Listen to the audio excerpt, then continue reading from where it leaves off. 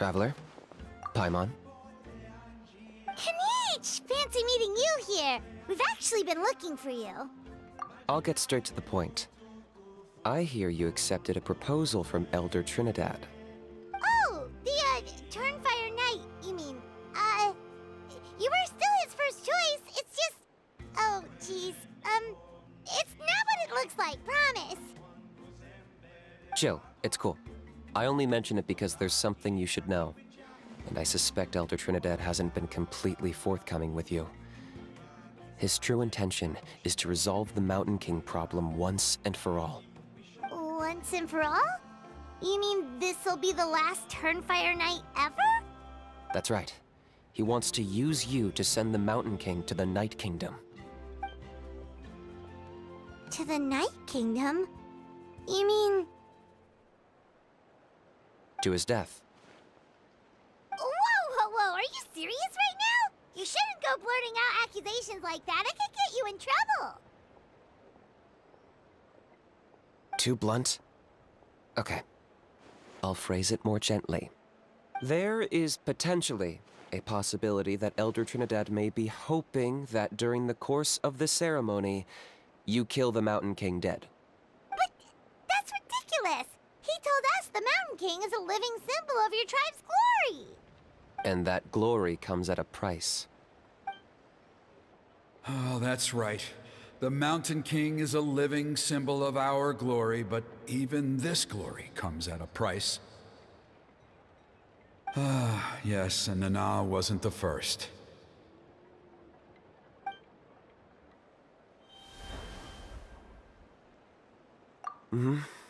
She likely won't be the last to lose her life either. Still, is killing the Mountain King really the only way? It seems so extreme.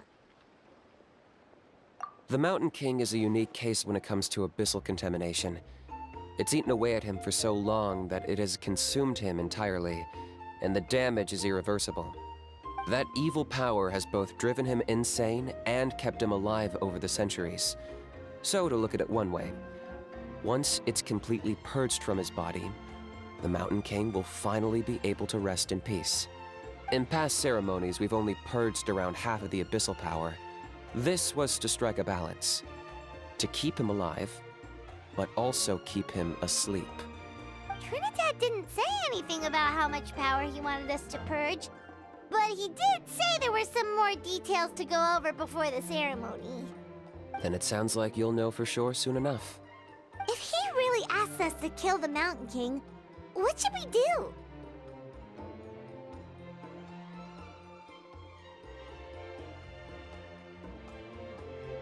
I know this must come as quite a shock, so I suggest you act like you didn't hear anything for now. But would you have time to visit the chief after your meeting with Elder Trinidad? I'd like to make a deal with you. What kind of deal? One that comes at a very reasonable price. I'm sure you have plenty of other questions, but we can talk more later.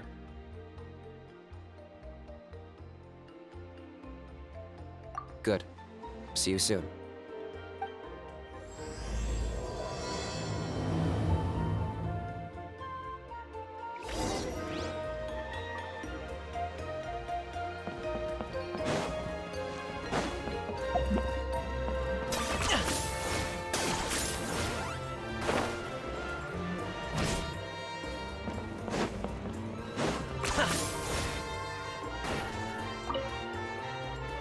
Ah, mighty Outlanders, you have returned. Did you have a good rest? It was, pretty good, yeah. Glad to hear it. Things are progressing very smoothly on my end. Many of the elders have heard of your heroic deeds, including the chief. They all speak very favorably of you. There are still those who insist that the ceremony should be performed by the bearer of the Malipo name. But they're just stuck in the past. We need to move with the times. Plus, Kinich doesn't want to do it anyway. Exactly. So, now, it's time for us to discuss the finer details of the ceremony. We covered the fire lighting part of the proceedings yesterday. The next part is the purification of the Mountain King.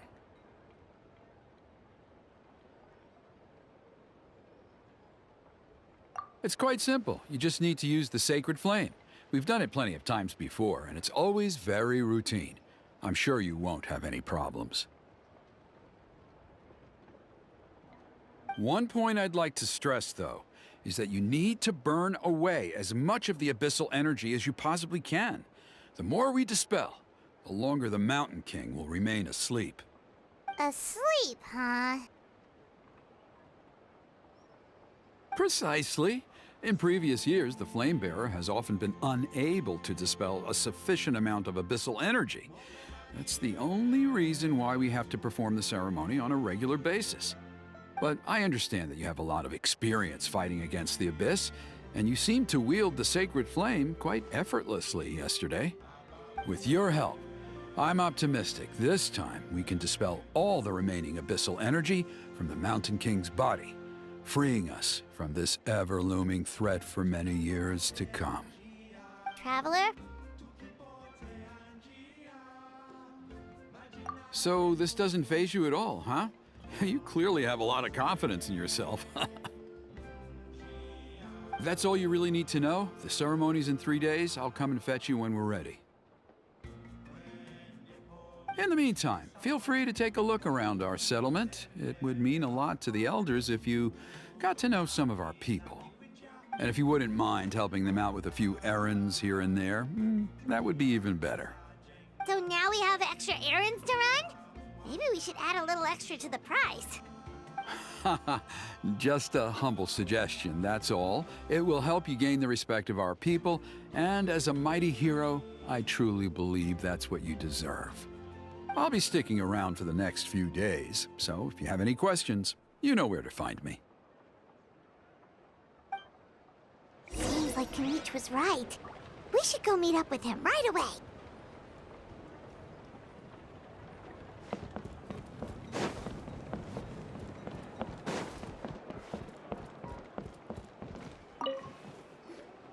Huh, you're here. Kinich! Elder Trinidad said that... I can tell. It's written on your faces. Is that the Traveler in Paimon? Forgive me for not being there to welcome you on your arrival. That should have been my duty as chief. Hello, Chief Waina. I only heard the news from Trinidad yesterday, so I asked Kinich to invite you over for a quick chat.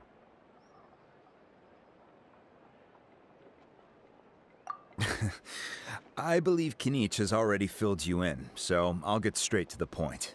Firstly, I fully endorse your appointment as flame bearers for the upcoming Turnfire night.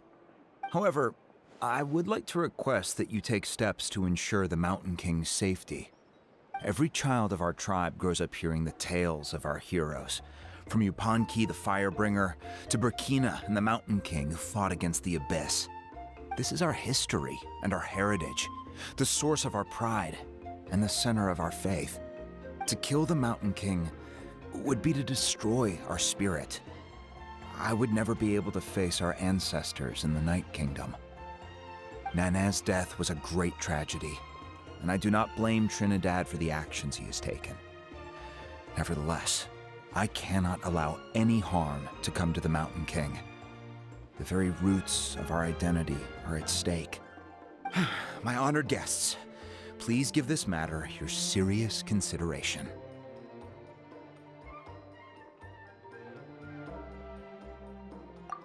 Perhaps there is, but despite all our attempts to contain the situation over the years, we've not found it. Right now, I should like to hear where you stand on this matter. Though I sense that your mind is not yet made up, I'm still comforted by your words. There are 3 days left before the ceremony. I hope they will bring you clarity. So, Kinich, earlier you were saying that... Let's walk and talk. I'll show you around the tribe. That works too. Paimon needs to get some air after this.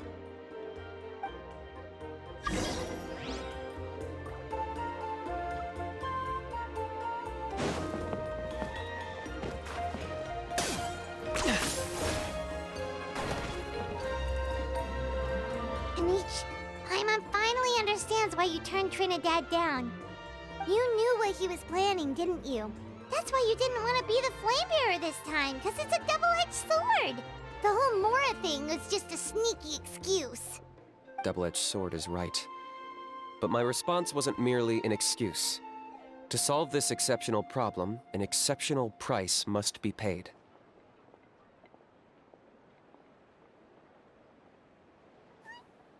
I'm working on it. Really? Well, come on then, let's hear it. In a moment. Didn't you have a question you were about to ask me? Oh, yeah. What was it again? Oh, right. We need to talk about how he's completely unhinged.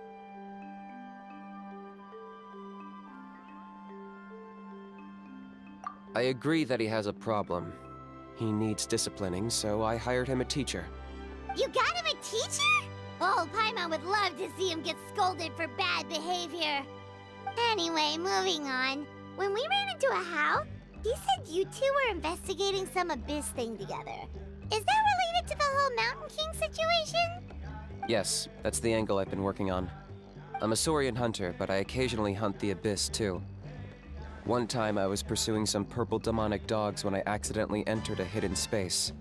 I did some research after the fact. Apparently they're known as beastly rifts, and there are many of them of all different sizes. That's where those purple dogs were coming from.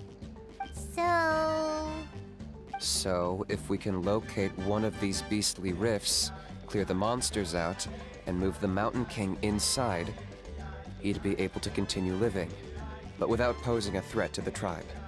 whoa, that sounds kinda crazy. Would it really work? It's not without its risks, of course.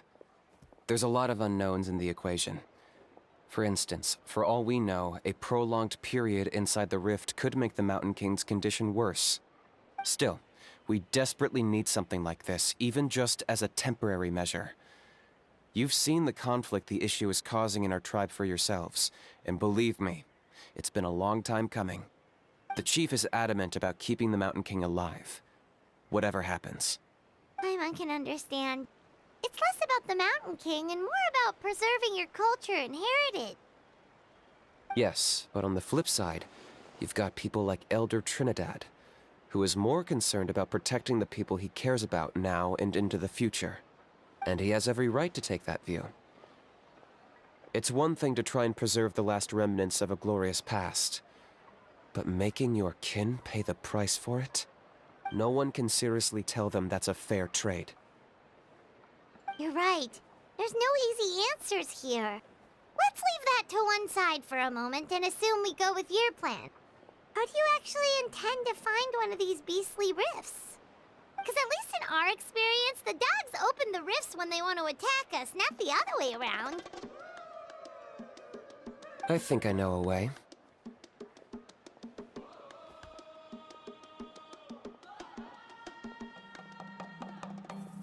You have any better ideas?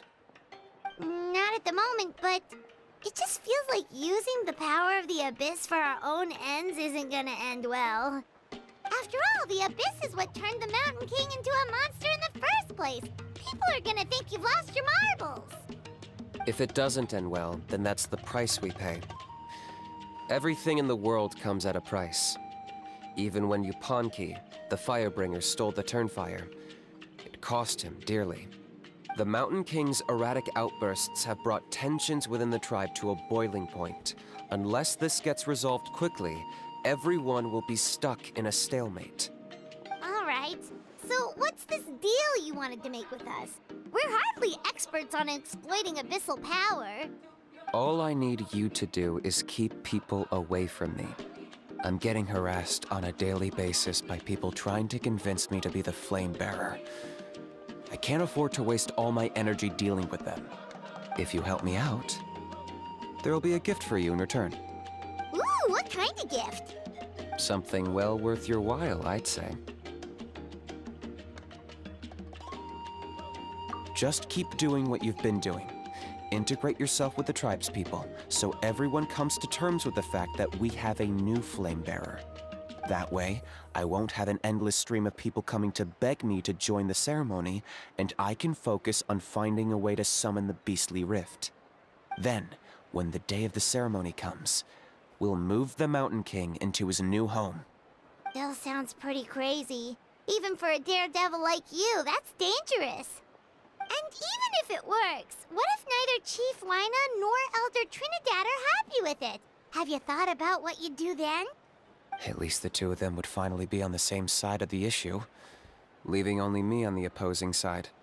The tribe needs leaders like them far more than a Saurian hunter for hire like me.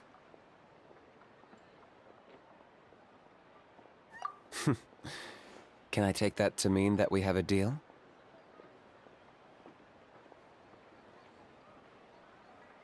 For sure. And who knows? Maybe we'll come up with an even better solution to all of this in the next couple of days. Great. Well, for the next couple of days, please spend some time among the tribe and lend a hand wherever you can. I'm sure everyone will be swept off their feet when they meet our new flame bearer. Good luck to us both.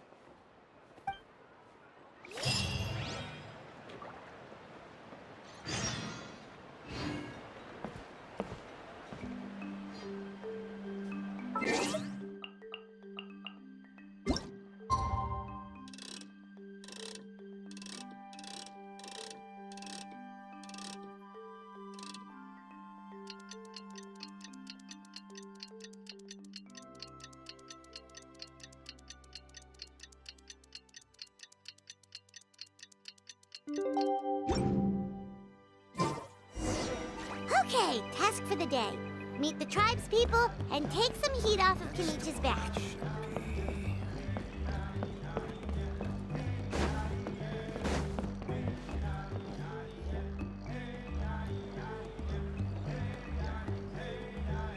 Hoonie, how can you call the Mountain King a monster? Because he hurt a lot of people. And look what happened to Nana. But it wasn't on purpose. The Mountain King is sick, that's all. He's been hurt by the abyss. That's true, but the fact remains that he's now a threat to all of us. How can you be so harsh to someone who's sick? If you don't take back what you just said, I don't know if we can carry on being friends. Toba, Kuni, what's wrong? Hoonie's saying nasty things about the Mountain King. It's not right. He's our hero. Once upon a time, maybe, but not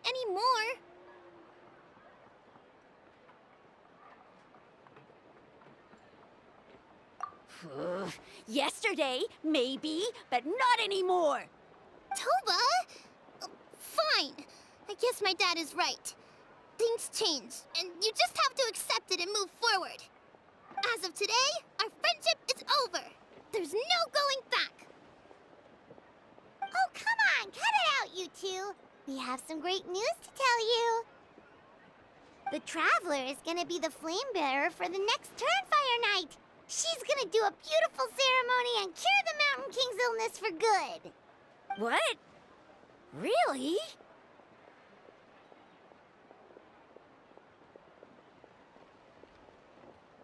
So that's what my dad wanted to talk to you about? To be fair, from what we saw the other day, you are pretty good at climbing cliffs. Probably just as good as Kinich. Wait, speaking of Kinich, where even is that guy? Oh yeah, good question. Is he not coming to the ceremony anymore? We can get him to come, but if he catches you two fighting again, he won't be happy. He'll be sure to give you both a piece of his mind. No, we can't let that happen. I've never even spoken to him before. I can't afford to make such a bad first impression. I didn't mean to argue with Toba. All I said was that the Mountain King has done some pretty bad things. He was the one who turned it into a fight. Yeah, if you weren't friends, there's no way Toba would have come to look for the baby Saurians with you. All right. Well, because it's the Traveler and Paimon and Kinich, I'm sorry, Toba. I'm sorry for all the mean things I said about the Mountain King. Dad just really misses Nana, and I was really upset that she's gone, too. Huh? Oh. I shouldn't have spoken to you the way I did either. It wasn't very nice of me. For the Traveler and Paimon, Kinich, and for Nana. I'm sorry too, Huni. That's more like it. Now you're best friends again. Guess so. Toba, if I ever say something mean about the Mountain King in the future, I'll make sure I say it to someone else, and not you. I'd better go buy some colored cloth for my dad now. He needs it for Turnfire night. Let's play again some other time. See you, Toba. See you, Traveler and Paimon. Okay. I'll head home as well then. See you next time. Okay, take care, you two. Even though they said they're sorry, it looks like their friendship isn't as strong as it was before.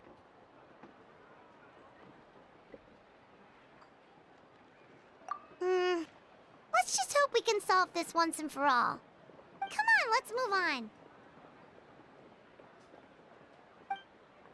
These clothes are the comfiest.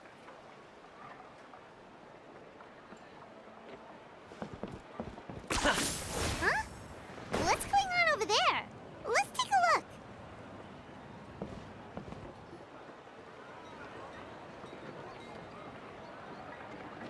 Hey there! What's happening here?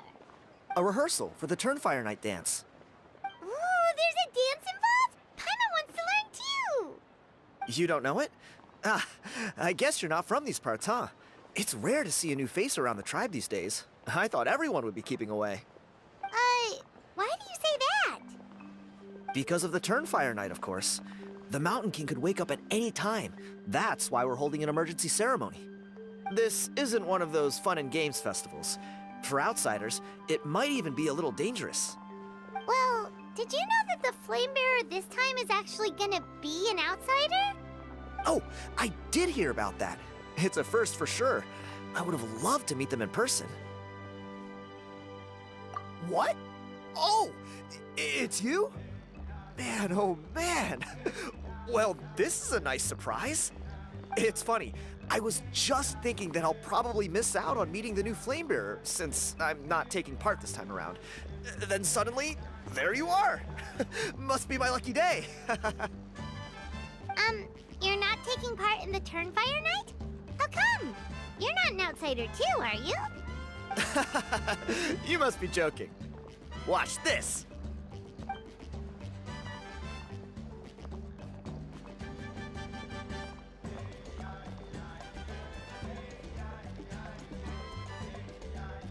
Not bad, right? Yeah, I'm considered one of the better looking guys who dances beneath the pillars of the sacred flame. Been doing it a few years. Always gets the ladies out to watch. Oh, very impressive. So why'd you quit? Well, I feel like the whole Mountain King situation is getting more and more precarious. It's just not safe here anymore. One of our elders' Saurian companions even lost her life not long ago. The question is, what are we gonna do about this in the long term? But our leaders don't have any answers for us. They're probably too busy fighting about it amongst themselves. The way things are going, it's only a matter of time before it gets violent. So I figured, you know what?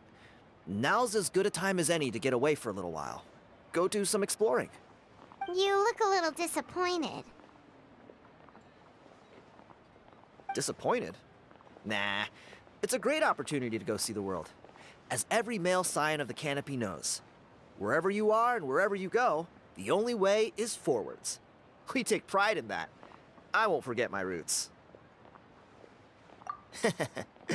I managed to get in touch with the Saurian Relics Association. They gave me a simple test. Find a decent quality relic, and they'll make me a member. What's the Saurian Relics Association? You've never heard of it? It's a group of amateur history enthusiasts who do research on the ancient Saurian era. They're all about collecting relics and remnants from that age. Speaking of which, the guy who was Flamebearer before you, I've heard that his Saurian buddy comes from that time. A how? A how's a relic from an ancient Saurian civilization? Oh, yeah, him. So you know those two already, huh? Then, do you know how they met? It was deep inside some mysterious ruin, and they signed a contract there. The association folks say that the kind of contract usually comes with a huge hidden cost.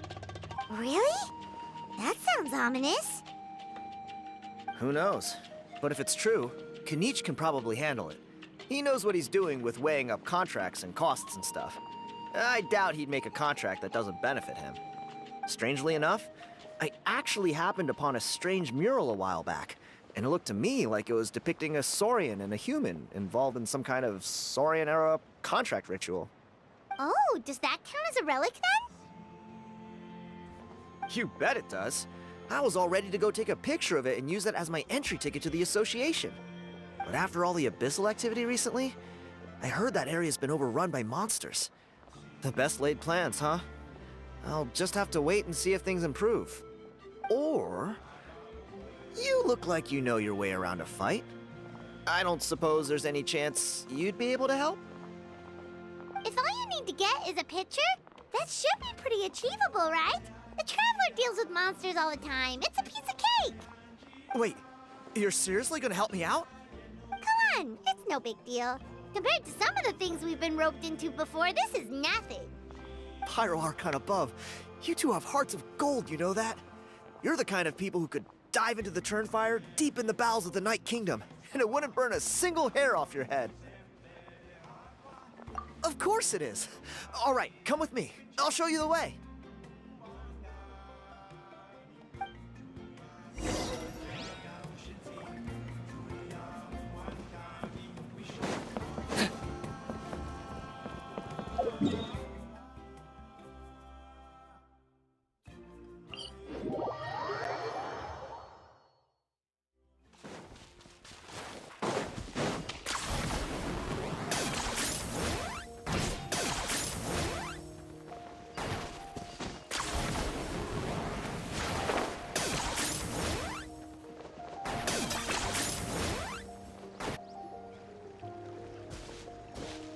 There it is. It's inside these ruins. As you can see, the place is crawling with monsters. Alrighty then. Stay back and take cover, Tiago. This could get dangerous. We'll take care of them. Great minds think alike. I'm not about to cramp your style.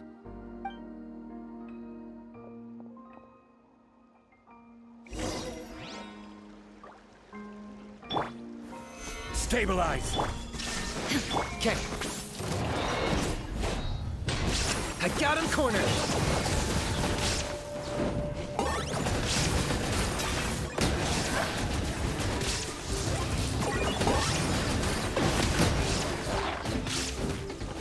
Nova, get them! Shine down!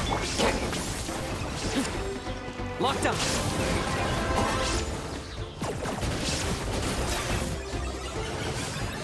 To complete that game. Order guide you.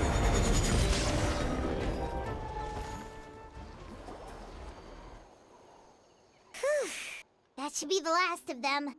It's a good thing Tiago had the sense to stay in his hiding place, or things could have gotten really hairy for him. Hey, look! That's gotta be it, right? Definitely looks like a mural.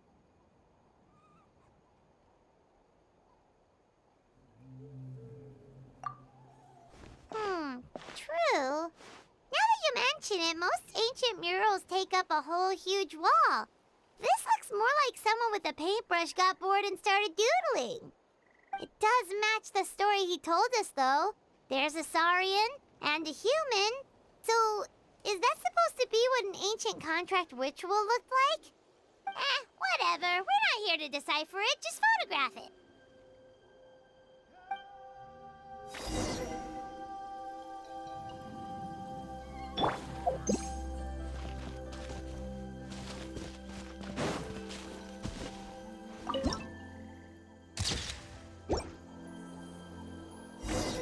That's a wrap. Let's take it back to Tiago.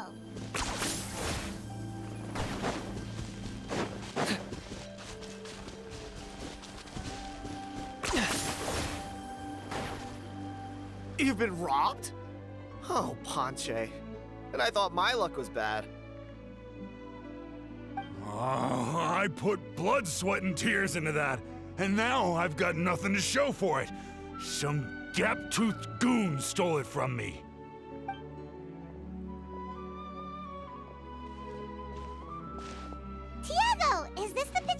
looking for? Let me take a look. Yep, that's the one. Pyro Archon above, you two are superhumans. Hey, Ponche, come and say hi to these guys. They're gonna be the new flame bearers, and they're tough as nails. Wait, are you the Traveler and Paimon? Huh? You already know each other? I don't think so. My nephew Toba's been telling everyone about you. He says you're crazy strong, super friendly, that you helped him out, and that you're gonna be our flame bearers this Turnfire night. Oh, so you're Toba's uncle. Great to meet you, sir. Sounds like we managed to make a bit of a name for ourselves. Toba's not wrong, my friend. These two are honestly some of the nicest, most genuine people I've ever met. Everyone speaks incredibly highly of them. Seriously, if you're comfortable telling them about what happened, I guarantee you they'll sort it out in no time. Really? All I want is to get the fruits of my labor back. Allow me to explain. Ponche is a well-known scholar within our tribe, author of the widely acclaimed book, Yupanquis Turnfire. Unfortunately, the book was stolen by a treasure hoarder a few hours ago. I spent years of my life researching that book. I visited every last ruin, interviewed every descendant of every hero in our history. On the word Malipo alone, I covered at least 5 different interpretations of the meaning based on accounts from different villages. It was an unparalleled masterpiece. And now it's all gone. That little goon ambushed me during my morning walk. He snatched all of my belongings, including my entire manuscript. That book was everything to him. It's like they robbed him of his soul when they took it. Look at him. Lost and listless. He's a shell of the man he was. Dear honored guests of our clan, I am but a helpless old student. If only for Toba and Tiago's sake, please help me, I beg of you.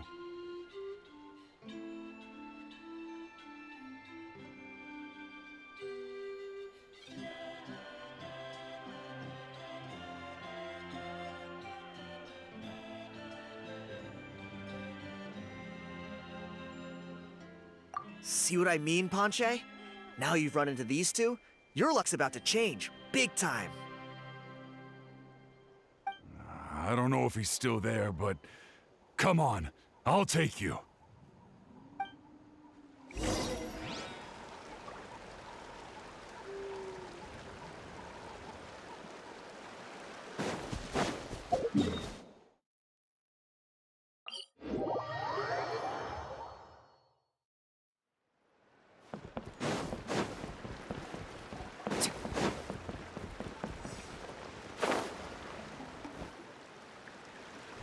Hey! You thieving rat! Give me my things back! What do you want now, you old bum? God, you're a waste of space.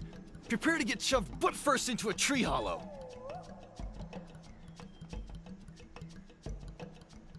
Oh, what's this? Brought a little bodyguard with you, huh? All right, let's see what you've got. What's this? Eat dirt, suckers!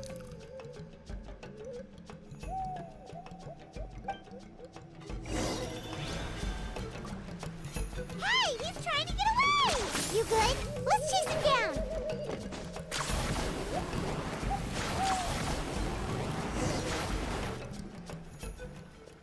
Stop, please! By all the warriors, heroes, gods, and kings, I can't run any longer. Please, I don't have your stuff anymore. Have mercy. Oh yeah? Well, where is it then? I threw it away. You threw it away? The old bum's bag didn't have a single mora in it. Just a tatty old book, worn out pens, and some old rags. All that time lying in wait was for nothing. I was so mad I just threw all of it away.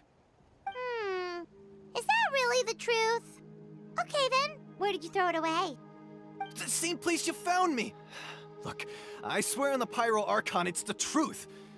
May all my worldly possessions be turned to ash by Turnfire if I'm lying. Okay, that's a pretty strong oath. What do we do now? It sounds like he's telling the truth. Right. Let's hope nobody gets to the book before we do. We'll never get it back then.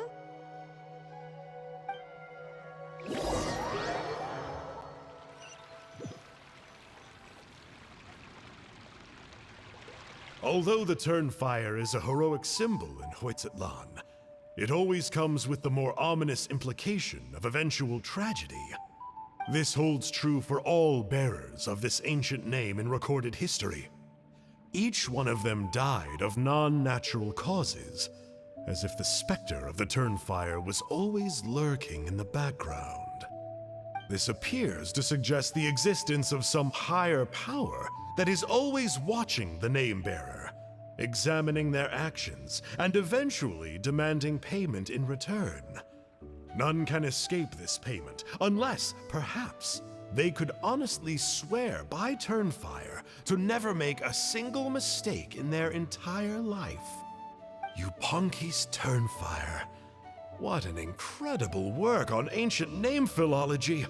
I can't believe it was just lying there for me to take. Let me see, the author is Panche. Nice. A gentleman and a scholar. Silence, book muncher. The great Kahulahau will suffer your droning voice no longer. Do you truly find no joy at all in perusing such rich historical records? Joy? What joy is there in this pointless drivel? Well, it makes a pretty shocking prediction. Every bearer of the ancient name Malipo eventually meets a grisly end. Maybe that's the price you pay for the name that means price? What? You're saying Kinich will die a violent death? So I'll finally get to take over his body? When will that glorious day arrive? The great Kahulahau demands to know! Wow, you are just irredeemable, aren't you? An agent of chaos down to the core. You make us Abyss Order folks look like saints in comparison. Silence, maggot! To presume that anyone compares your kind with the great Kahulahau is sheer vanity. And if that day ever comes, oh, your doom will soon follow. You don't need to lecture me about Doomsday. Here's what I know, based on countless historical texts. All civilizations will be reduced to rubble by the passage of time. From ancient kingdoms, to heavenly thrones, to worlds beyond, there are no exceptions. But from the ruins of every civilization, the dust will rise and never settle, thus transcending the confines of time. That dust is what we call a civilization's spirit. And you, great Kahulahau, are one such speck of dust from a bygone age. I've paid dearly for the chance to observe you up close. Now, let me take a good look at you. We'll see whether any memories of that age still remain inside you.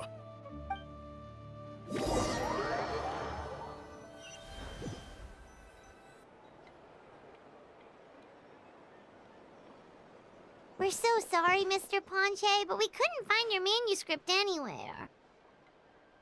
Does that mean all of my hard work was for nothing? You gotta stay positive, Panche. You might have lost the book, but the brains behind it are still intact. Surely you remember the main points at least?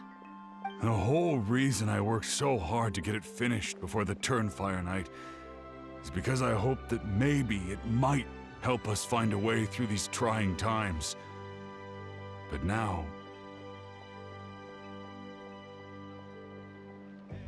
well, not exactly. But I thought my research might at least be a starting point. Oh, really? So what did you find out in your research? I think the key to all of this lies in the power of Malipo. Panche, you know as well as anyone that ancient names don't hold any real power. Symbolic power doesn't count. You're right, but Malipo may be a special case. Given that it first arose in the era of the first Pyro Archon, it might contain remnants of Yupanquis' power. Yeah, I remember that story. My grandpa told it to me when I was a little kid. Maybe you're the special case. Most kids stop believing in that stuff by your age. I'm not talking about childhood superstitions here. There is evidence. Like what? Like the fact that the Mountain King is still alive.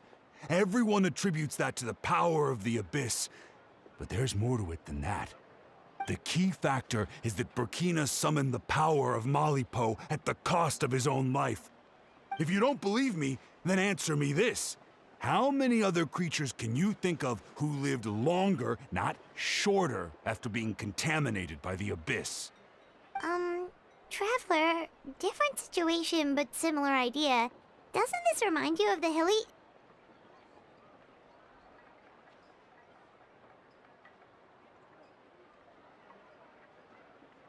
So, I came to the conclusion that Malipo must refer to some mysterious ritual involving a tit-for-tat exchange. It began with the first Pyro Archon, fell with the Grand Alliance, then was buried in the Night Kingdom. And now, it awaits the call of its new bearer. Hey. Sorry to interrupt, Ponche, but you seem to be getting a little overexcited. I'm sorry. I was originally planning on presenting my findings to Kinich. I'd hoped he would be attending the upcoming ceremony. Sounds to me like you dreamed up one fanciful theory to support another. Kinich, what are you doing here? I more or less finished what I was doing, so I came to have a quick catch-up. Now a good time? Kinich! I'm onto something. I haven't worked out all the details, but you have to attend the Turnfire night. So Mr. Ponche here has done a lot of research on the history of the Turnfire, and thinks he might have found a way for you to solve the problem. I'll be there, Ponche. Let's go.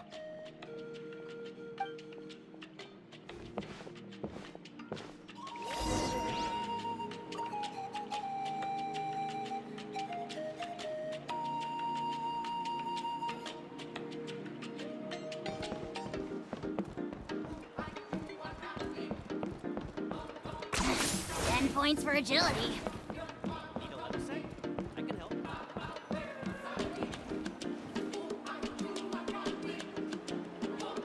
Here will do. Yeah. I'd like your help giving it a trial run tomorrow. If that works, we have our plan come Turnfire night. Sounds like you're not considering Ponche's idea. You heard him. He hasn't worked out the details yet. We need a more practical solution with concrete steps to follow. Yet? Are you saying you think he might actually be onto something? I think it's possible, based on something I know about the war 500 years ago. Burkina didn't fall to the Abyss. He was killed by the Mountain King in an episode of madness. In his final moments, Burkina made the fateful decision to not fight back, and instead pass his blood and power on to the Mountain King. Maybe he thought the Mountain King was stronger than him, and more valuable to the tribe. Or maybe it was just out of loyalty to his friend. Either way, I can believe the Turnfire was involved. Whether you think his sacrifice triggered it, or his fate was sealed from the moment he took the Malipo name, it makes sense to me. How can you drop these truth bombs with such a straight face? This is what I've gleaned from my many interactions with the Mountain King. His mind is so disordered. It took some time to piece it all together. The story Elder Trinidad told you was the more palatable version of events. The truth is even darker. The Mountain King's mind isn't just disordered. He is suffering and feels great shame. I believe he wants to be put out of his misery. What? Then what should we do? Should we grant him his wish? Of course not. We should help him move to a new home.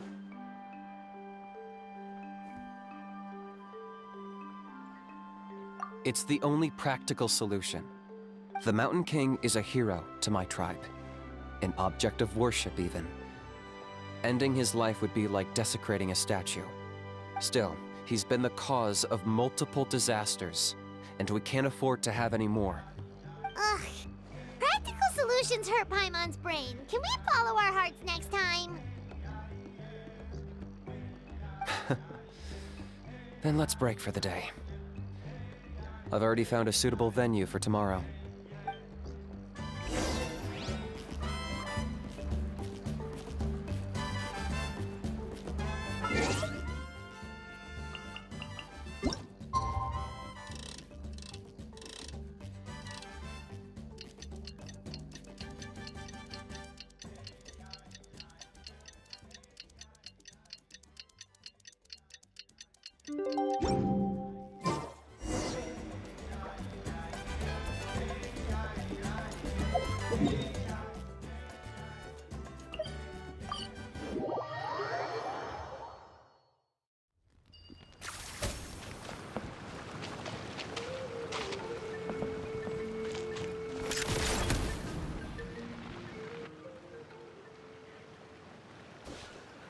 You're here.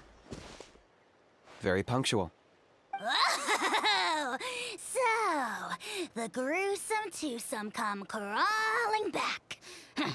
Here to make amends after the gross irreverence you displayed last time? Huh.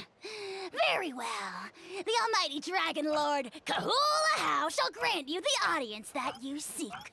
Now pucker up and kiss our feet.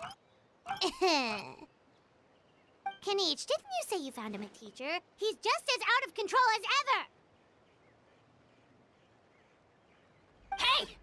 No one gets to discipline the almighty Dragon Lord Kahula How! No one! Maybe because I've never had a gentle-natured companion like Paimon to compare against. Is that a compliment? Yeah, I see what I'm missing out on now. And it's a lot. Kinich! Ugh! We could drown this measly flying ant in one droplet of spit! How dare you compare her to the almighty Dragon Lord Kahula How! Oh, just wait till I possess your dead body! I will commit heinous atrocities! Tear down your legacy! Destroy your reputation! Wreak havoc on your... Ugh!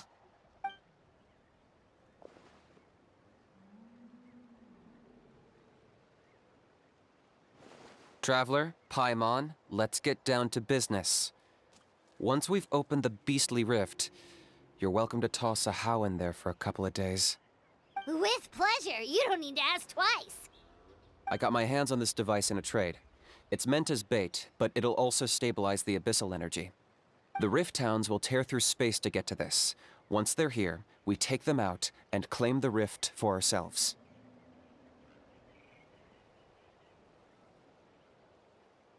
You'll find out soon enough. First, let's try this out.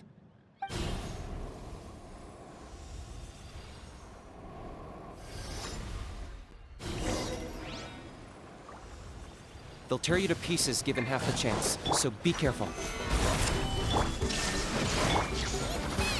I got him cornered!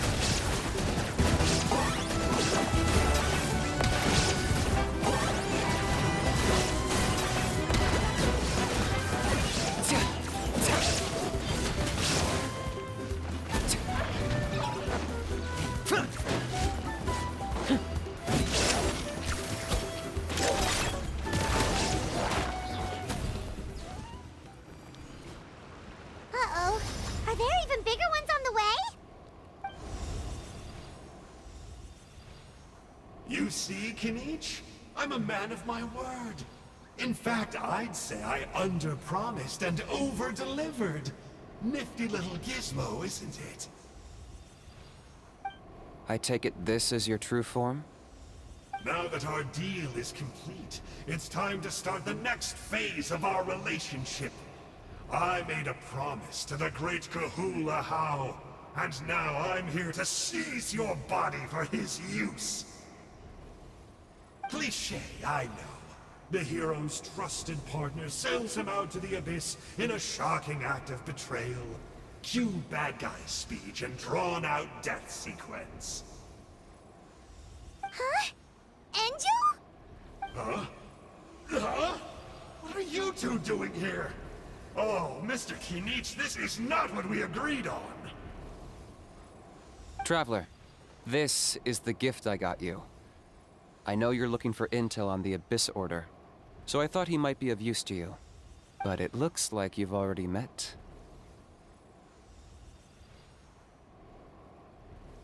Yikes. Frosty reception. Gotta say, I kinda pictured this moment going a little differently. Tears of joy welling up in your eyes as you say the words, "It's good to see you again, old friend." Don't be ridiculous.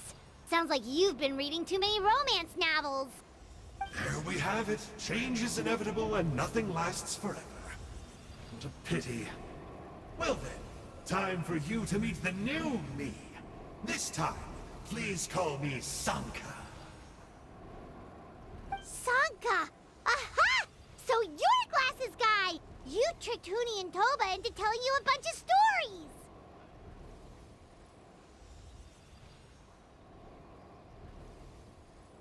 What does it matter? A name is a superficial label. It's what's deep down inside that counts. And I've shown you the deepest parts of me.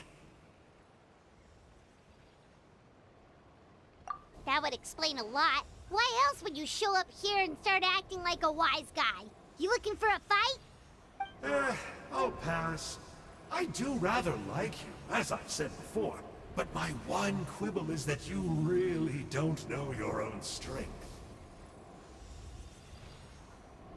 Wait, of course! You're the one behind all the recent Abyss activity! Let Paimon guess, you've been provoking the Mountain King too! Haven't I told you before? I'm not part of the inner circle who do our Highness's bidding. My interests are far more low stakes. I spend my time digging for truth in ancient doodads and books. You really think a benchwarmer like me is capable of more than that? I investigated him. He's not connected to the recent events. Just happens to be in the area. So, I struck a deal with him. He helps me summon a rift. I allow him to do some historical research. But that's all over. And now Kinich wants to hand me over to you. Well, I was hoping this would be an opportune moment to whisk away his body. That would have given me some more time to study the great Kahula How. But now I've run into you, which is just my luck. Or maybe I've incited the wrath of the Turnfire, and this is the price I have to pay. But I don't understand. What did I... Wait, does that count? Let me think.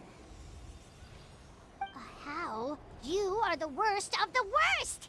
Colluding with the Abyss Order against Kinich? How could you betray your partner? There is no betrayal. The almighty Dragon Lord Kahula How is a partner to no one. Don't worry, I told him to act as bait. Yes, and you should have picked a bigger fish. The Abyss Order? Ha! What a joke. Not even a match for our lowly servant. I put up with this toad's croaking for days, and it was all for nothing. It looks like your disciplinary measures have been less than effective, Mr. Enjo. What did you expect?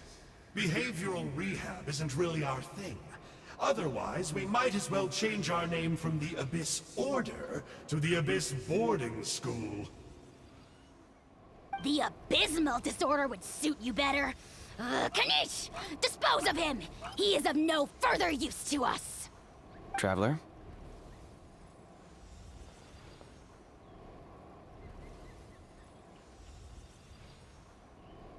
Hey now, I may be a lowly clerk, but don't underestimate me.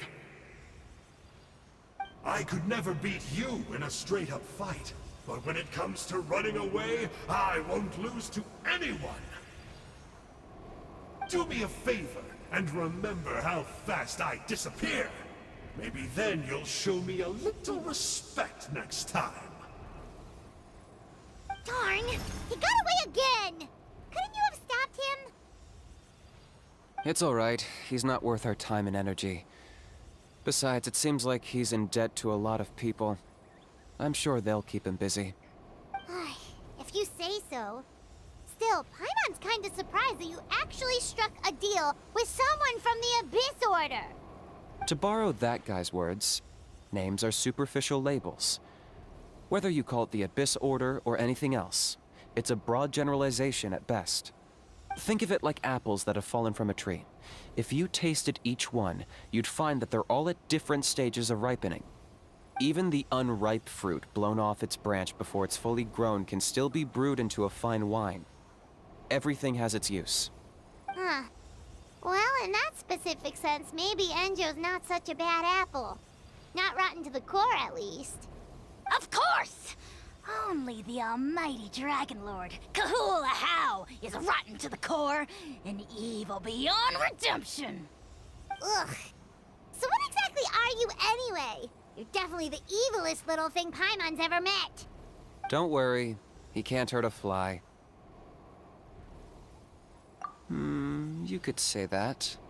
Paimon heard that those kinds of contracts might come with a terrible cost attached. Is that true? Such as a How watching me like a ravenous vulture? Vulture? Vulture! We are the Dragon Supreme, sovereign ruler of the Nation of Flame. Let's pick this up another time. It's getting kinda late. You should go back and get some rest. Big day ahead. Tomorrow's Turnfire night. Time to light the sacred flame and burn away the filth for a legendary 500-year-old warrior.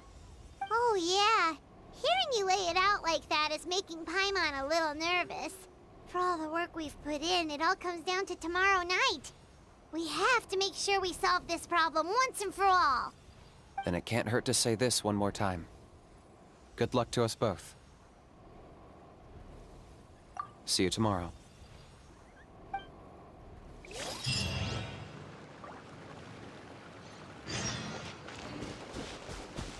What happened to getting some rest?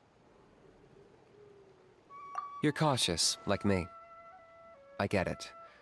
But don't worry, like I said, I investigated, and I'm confident he has nothing to do with the Mountain King situation. Before he got tangled up with us, he was looking into the Mare Javari. That's another major part of Natlan's history. Our ancestor, Burkina, once fought a campaign there alongside the 5 other heroes. But it's not such an easy place to get to these days. That's about all I know, though. I have yet to take a job that involves the Mare Javari.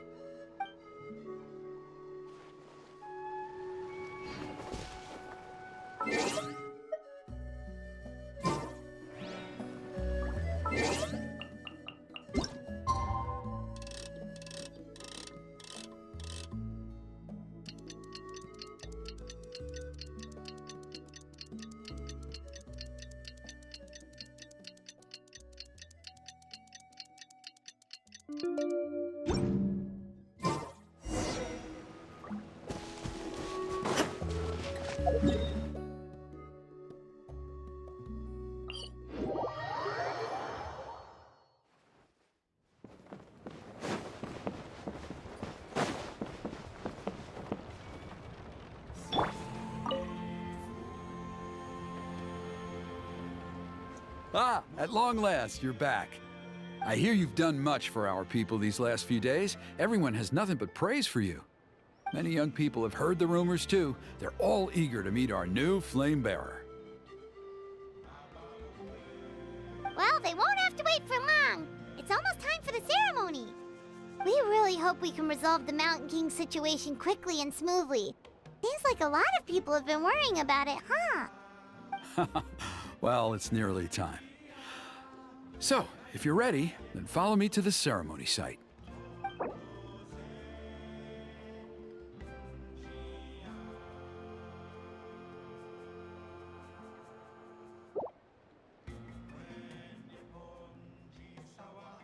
Off we go!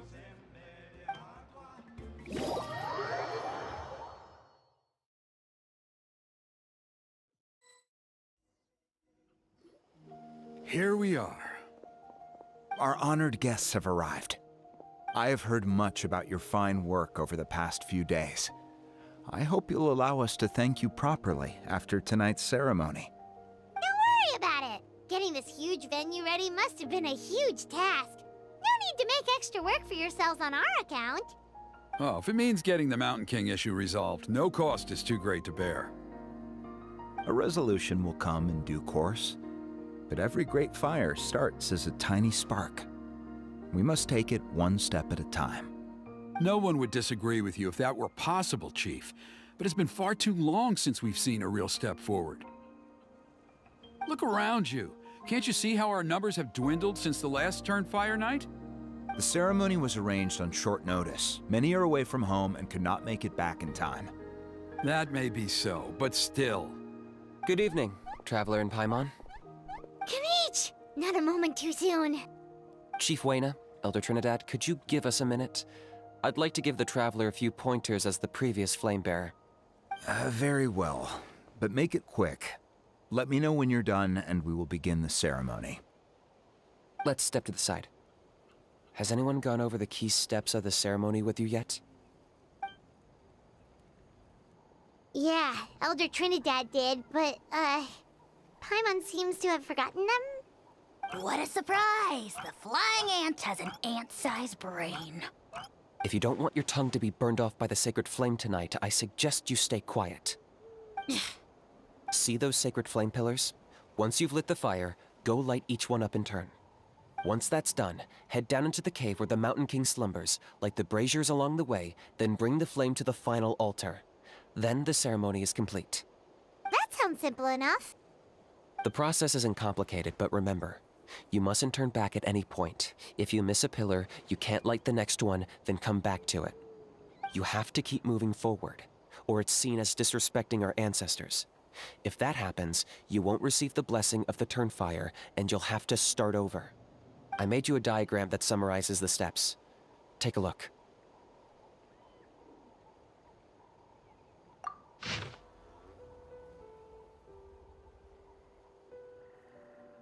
So that's our part. What about you? I'll be with you the whole way, and once you've lit the altar, I'll start summoning the rift. You can leave that side of things to me. Just focus on your part. Okay. We'll try to remember all that and get it right the first time.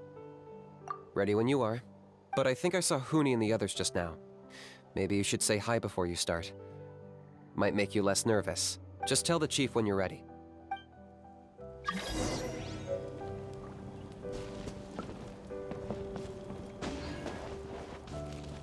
Hup.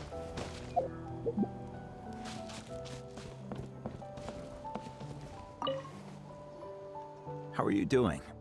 Is all in order? I'm counting on you. Don't forget what we talked about. By past fuel and present flame, life marches ever on. My brothers and sisters, the time has come to light the fire once again, and let the Turnfire night shine bright in Hoytzitlan.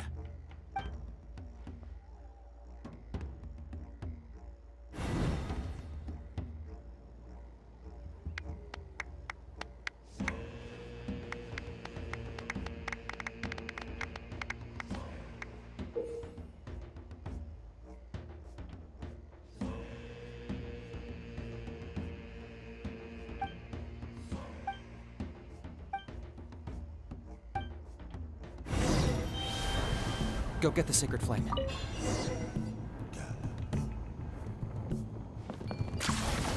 Nicely done. Off to a good start. Great stuff.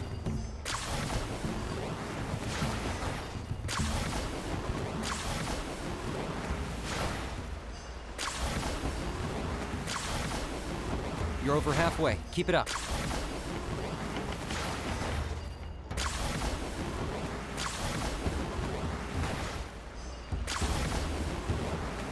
Impressive. Just one more to go. Come on, one last push. The final sacred flame pillar is up ahead.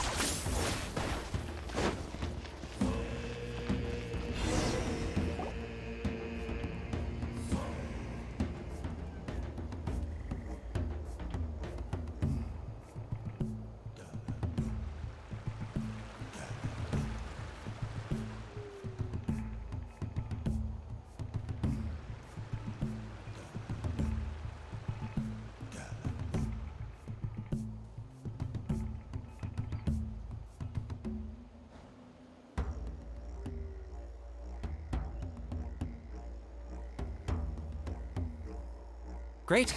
All the pillars are alight. Next, it's down into the canyon and head for the Mountain King's cave.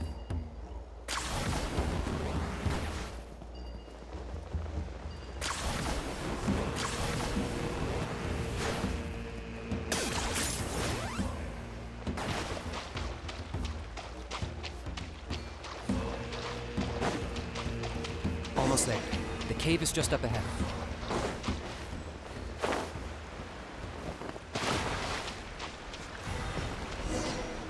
The Abyss presence is growing strong. We should deal with the contamination first.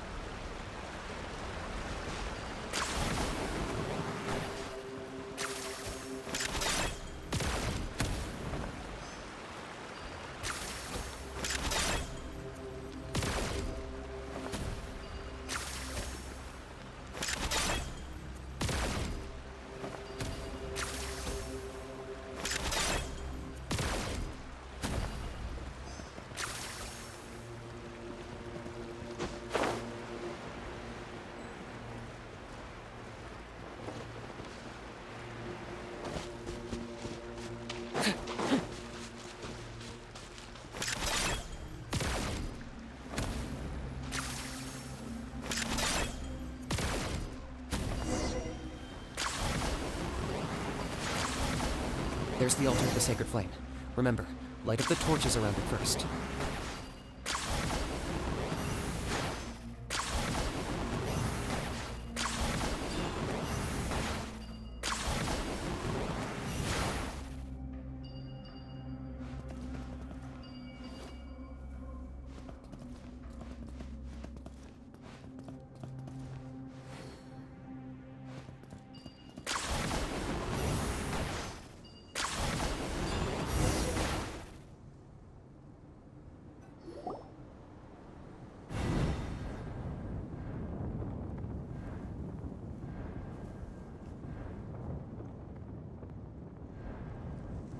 Woohoo! We've lit up the final altar!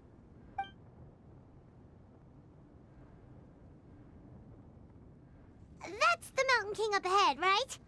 That's him. Kangamato, king of the Yupanquis from 500 years ago. He's very powerful. Paimon can tell. He's huge. Let's tread carefully. We don't want to wake him up. You've made it at last. You did even better than I expected. Traveler, now comes the final and most important step of the ceremony. Please use the power of the Sacred Flame to cleanse the Mountain King of abyssal filth. There's no need this time.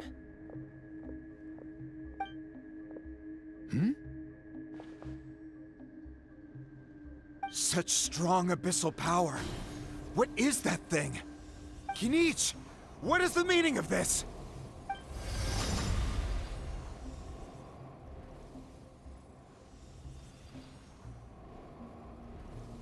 Is that a beastly rift?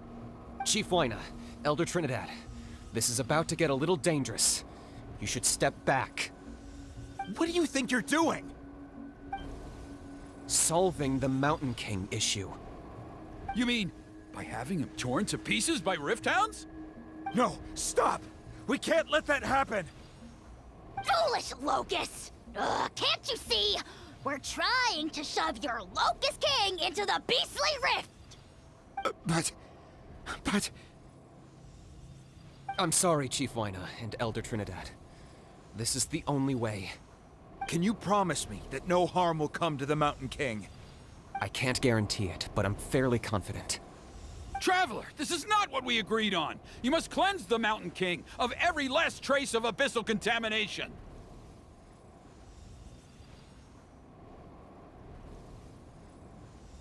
Okay, I see what this is. You've been in cahoots this whole time!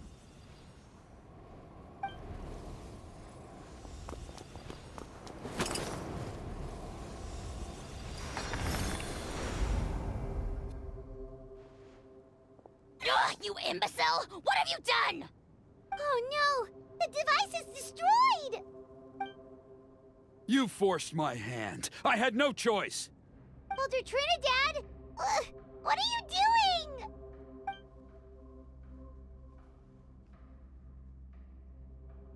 No!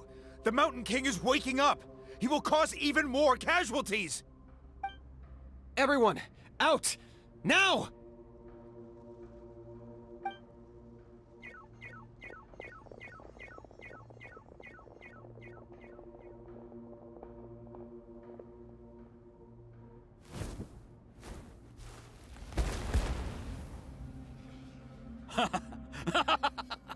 Well, it seems there's only one way to awaken you all from your willful blindness. More sacrifices must be made.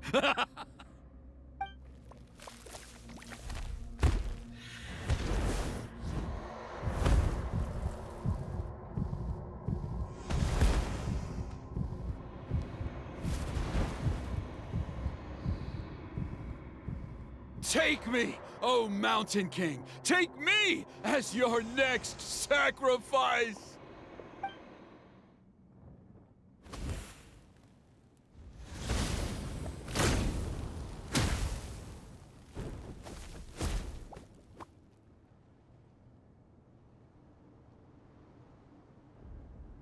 Everyone's still outside. We have to keep the Mountain King here. Give me a hand. Locked up.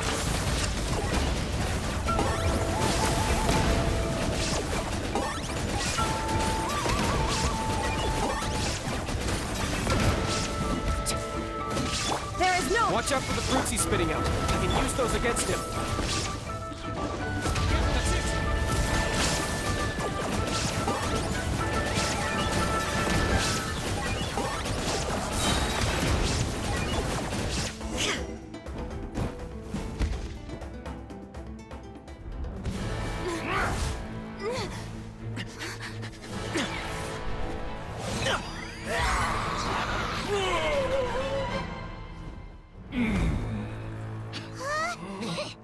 What do we do? We can't open the rift!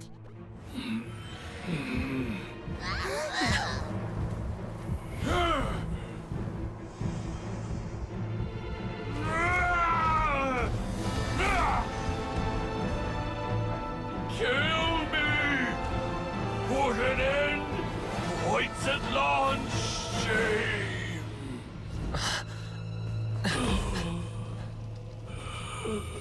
By past fuel and present flame, life marches ever on. Oh, Burkina, I must atone.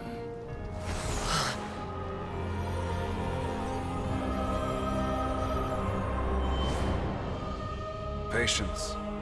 We will answer to the fire for all our deeds. Even if one day I fall behind, never look back. Keep moving forward, as we are now.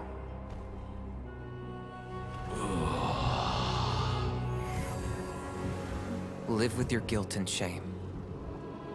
This is the price to pay.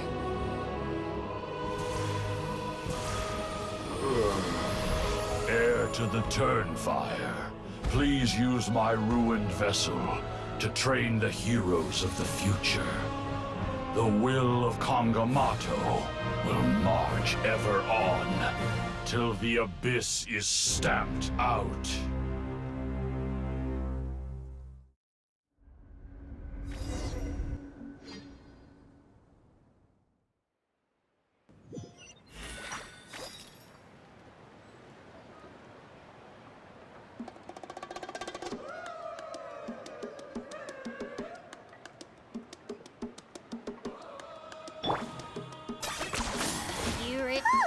Pretty eventful day yesterday, huh?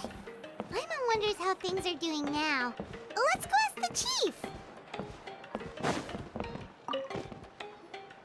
Traveler, you've come at just the right time. I have some good news for you. Trinidad's condition is stabilized. He suffered burns on much of his body, but we believe he'll survive. Guess that's the best news we could hope for. Paimon has to ask, is everyone in your tribe such a risk-taker? First Kinich, then Elder Trinidad? Is this the scions of the Canopy's adventurous spirit in action? We're simply not afraid to charge ahead into the unknown.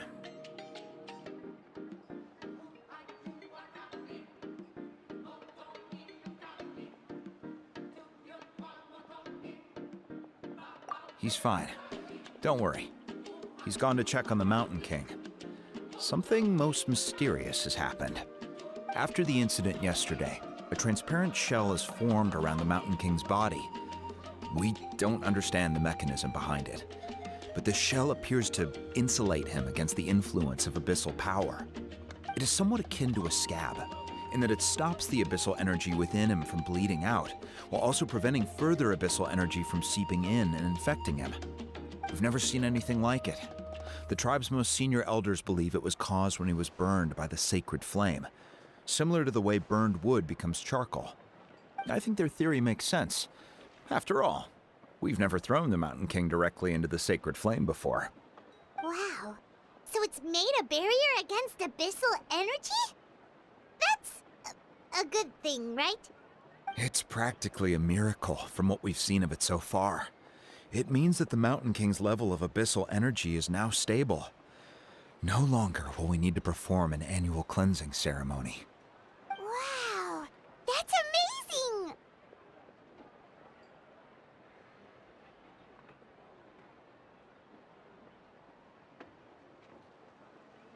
I know what you're thinking.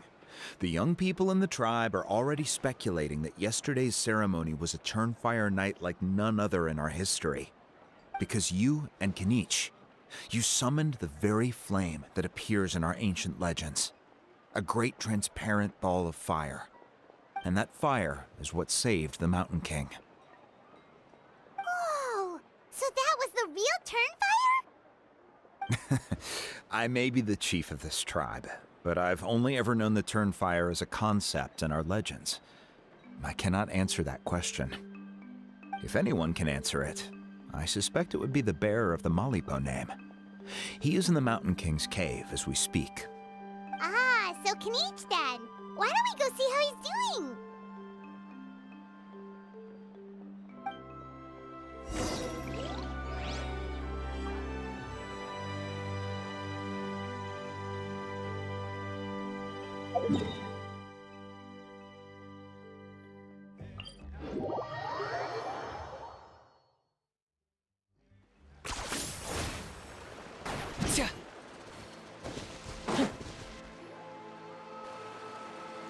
Hey, Kinich!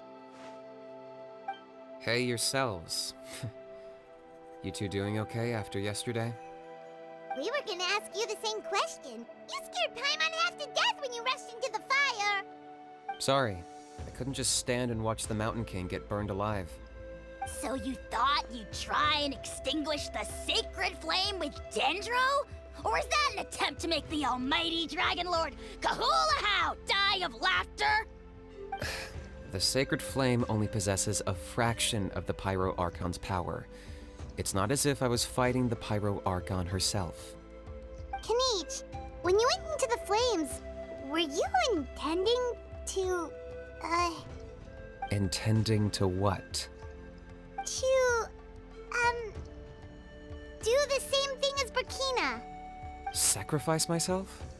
Of course not. My focus was on keeping the Mountain King alive, not on what it would cost. But now I'm curious. What made you think I was going to sacrifice myself? Well, because everyone's saying the Turnfire is what saved the king last night. And Ponche's theory was that summoning the Turnfire is a tit-for-tat exchange, right? So, Paimon thought you decided to pay for it with your lives. So you've heard that rumor too. I'm afraid I can't say for sure. What happened yesterday was a first for me too. Well, even if you don't know, there's probably no one in the world who does. What I would say is, if that really was the power of the Turnfire, I'd sooner believe that the Mountain King summoned it himself. The Mountain King? Then, what price did he pay? The core meaning of price is not atonement or compensation, but what you're willing to give up in order to obtain what you want. It's easy to die for your sins. Much harder to live with the guilt and keep on going. In the end, the Mountain King chose the latter option. For Burkina and for the tribe. That's the price he paid. Alright, so how is the Mountain King doing now? Health-wise, there's nothing to worry about.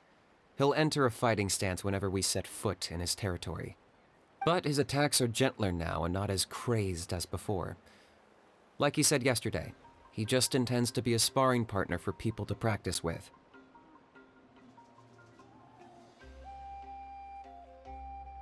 Yeah, I tried communicating with him again, but he didn't respond. We dare say that Locust King has well and truly lost its mind. The lights are on, but nobody is home. Its body remains fighting fit thanks to the perverse power of the Abyss, but time has been less kind to its soul. It was ground to a pulp long ago. But we saw him come back to his senses yesterday. That was merely one last burst of brain activity before it croaked. As you humans would say, it went out with a bang. Oh, come on! Stop being such a doomer. Paimon bets the Mountain King has finally let go of the tragedies of the past now, and is focusing on moving forward. That's why he doesn't have time to chat with us. He's too busy thinking about the future. Well, at least it means my fellow tribespeople can move forward now, too. Thank you for your help, Traveler. I owe you one. Yeah, that's right. You caught Enjo for us, remember? But he ended up being completely useless. It's not a fair trade if you lost out. That's on him. It's not your fault he's useless. Besides, we're friends now. You don't owe us anything. Friends? But your friendship is an even more valuable gift. I can't in good conscience accept it for free. So promise me, if you need anything in the future, you'll come to me. For you, I'll do anything.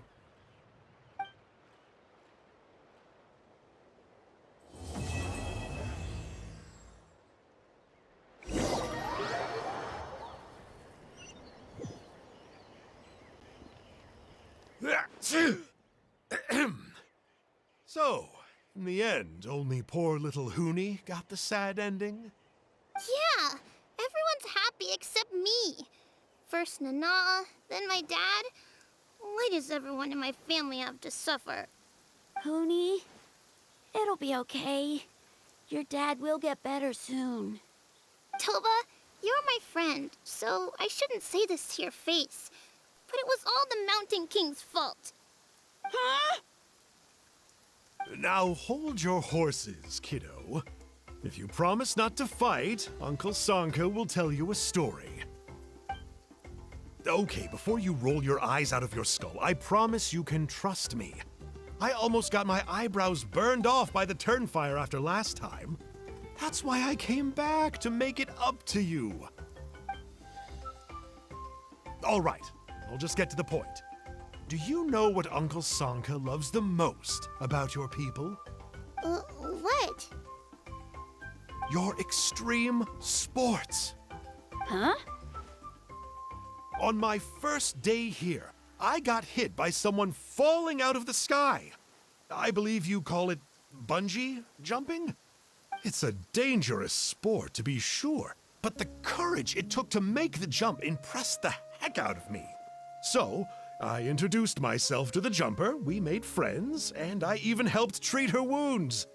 Oh, such a nice friend.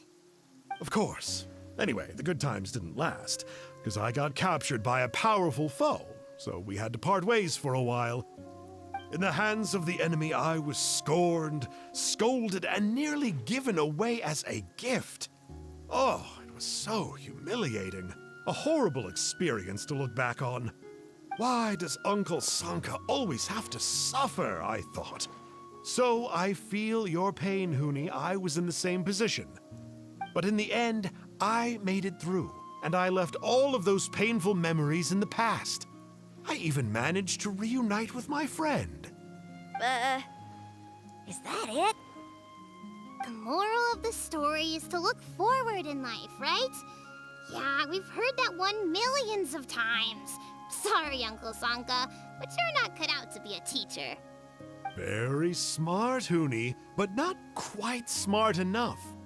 What I'm trying to tell you is that after I reunited with my friend, I found her injuries were all healed, but she really missed her family. So, I thought you might like to see her too. She's right behind you. Turn around and see. Another trick about not turning back? I'm not falling for that one again. Huh?